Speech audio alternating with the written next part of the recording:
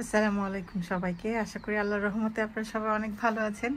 অনেক অনেক অনেক দিন 4 থেকে 5 মাস পর আমার নতুন মালির বারান্দা বাগান ইউটিউব চ্যানেলে আপনাদের আবার স্বাগতম। জানি না কে কে ভিডিওটা দেখবেন। আসলে অনেক দিন ভিডিও আপলোড না করার কারণে রিচ অনেক কমে গেছে ভিডিওর। আর দেখেন মানে একদম নাজেহাল অবস্থা আমার বারান্দা বাগানের। একদমই আশা হয়নি। আমার স্টাডিজ শুরু হয়েছে সেপ্টেম্বরের 25 তারিখ থেকে। তারপর এত কন্টিনিউয়াস আমার ওয়ার্ক প্লেসমেন্ট ছিল, স্টাডিজ ছিল, তারপর ঠান্ডা, জ্বর, কাশি, বাচ্চা কাচ্চা, সংসার মিলিয়ে আর একদমই বাগানে আসা হয় না। ইউজুয়ালি এই টাইমে আমি এগুলো ক্লিন করে একদম বাগানটা প্রিপেয়ার করে ফেলি। একদম ফেব্রুয়ারি থেকে আমি শুরু করি, কিন্তু এই বছর দেখেন সব কিছুর খুবই খারাপ অবস্থা। কিন্তু একেবারেই যে আমার বারান্দা বাগানে কিছুই নাই সেটা না। যারা আমার ইউটিউব চ্যানেলটা ফলো করেন তারা জানেন। দেখেন এটা আমার একটা ডালিমের চারা, ডালিম বা আনার যেটা বলি আপনারা চেনেন। এটা আমি না ওই এশিয়ান ডালিমগুলো যেগুলো যে গোলাপি গোলাপি দানা থাকে যেটা ছোট ছোট, সেই ডালিমগুলো খেয়ে সেটার বীজ থেকে গ্রো করেছিলাম, অনেকগুলো করেছিলাম। এখন আমার কাছে আপাতত এটা একটা, আর পিছনেটা আমি এখনো জানি না মরে গেছে কিনা, কারণ ইউজুয়ালি এইগুলোর সাথে তো ওইটাও একদম ডালপালা ছড়ানোর কথা। কিন্তু এই তিনটা আমার কাছে আছে আর আলহামদুলিল্লাহ দেখেন খুবই সুন্দর করে। আর ডালিমের পাতা এত সুন্দর, পাতাবাহার গাছ হিসেবেও আমি রেখে দিয়েছি, আমি এগুলোকে আসলে ফেলিনি। এখন খুবই সুন্দর করে হয়েছে। আমার বড়ইয়ের চারা, এটা একটা বড়ইয়ের চারা, এটা একটা বড়ইয়ের চারা। এগুলো চাইনিজ বড়ই, জুজুবি বলে। এটা একেবারেই মনে হয় মরে গেছে, ওইটা এখনো একটু একটু সবুজ আছে ডাটার মধ্যে, আমি ট্রিম করে দিয়েছি। এখানে আমার আঙুরের চারার পটটা আছে, এটার ভিতরে দেখি ছোট ছোট আমার যে গ্ল্যাডিওলা আর যে বাল্ব ফ্লাওয়ারগুলো আছে সেগুলো হচ্ছে। আর আঙুরের গাছটা সজাগ হচ্ছে।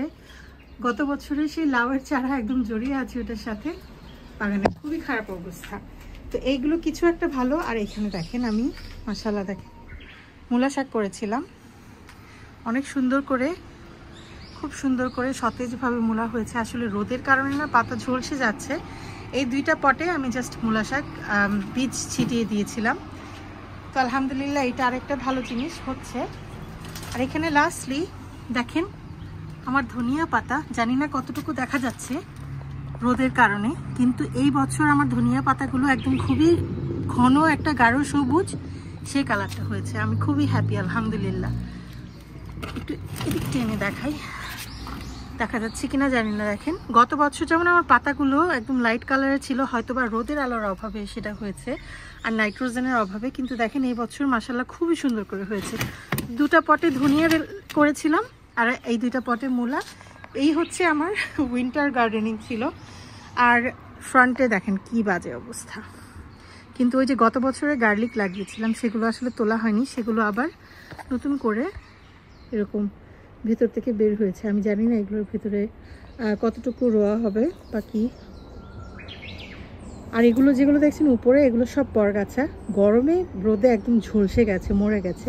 তো পুরোটাই ক্লিনিং শুরু করতে হবে ইনশাল্লাহ। আমার পড়ালেখার ঝামেলা শেষ। তো আর কিছু পেপার ওয়ার্কস আছে, কিন্তু আলহামদুলিল্লাহ সব এক্সাম যে অ্যাসাইনমেন্ট সব কিছু করা শেষ, সব কিছুর মার্কস চলে আসছে। আলহামদুলিল্লাহ আমার পড়ালেখার ঝামেলা শেষ।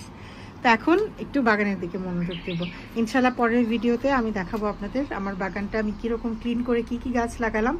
আরেকটা কথা, এই বছর যেহেতু আমি প্রিপারেশন করতে পারিনি, আমার কোনো চারা নেই আমার কাছে যেটা আমি রোপণ করব। আর এখন আজকে আমি ভিডিওটা করছি এপ্রিলের 5 তারিখ। এখন আমি কিভাবে বীজ থেকে চারা করব আমার জানা নেই। ইউটিউবে একটা ভাইয়া আছেন বিলেতের বাগান বাড়ি, আমি ওনার কাছে চেয়েছি যে পারলে আমাকে কিছু চারা দেন। তো দেখি উনি কি বলেন।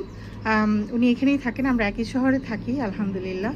আর তাছাড়া আমি যেটা করব, এই দেশে যে সবজি কিছু কিছু আছে যেমন বিনস বলেন, তারপর বেগুনের চারা পাওয়া যায়। ওই BNQ একটা গার্ডেন সেন্টার আছে, ওখানে যেই চারা পাই ছোট বড় আমি মানে কেনা চারা এনে আর এই বছর আমি ইনশাল্লাহ গার্ডেনিং করব। তো আজকে আমার ভিডিওটা এই পর্যন্তই। অনেক দিন পরে শুরু করলাম, আমি জানি অনেকেই চান যে কন্টিনিউয়াস থাকুক। আসলে আমি শখের বসে বাগান করি আর শখের বসে ভিডিওও করি, সেভাবে কন্টিনিউ করা আমার পক্ষে সবসময় সম্ভব হয় না। আর সেটার জন্য আমি খুবই দুঃখিত আপনাদের কাছে, প্লিজ মন খারাপ করবেন না। আপনাদের সাপোর্ট আমি সবসময় কামনা করি। খুবই ভালো লাগে যখন আপনারা আমার ভিডিওগুলো দেখেন। তো আজকে এই পর্যন্তই। সবাই অনেক ভালো থাকবেন, আল্লাহ আপনাদের অনেক ভালো রাখুক, এই দোয়া রেখেই শেষ করছি। আসসালামু আলাইকুম।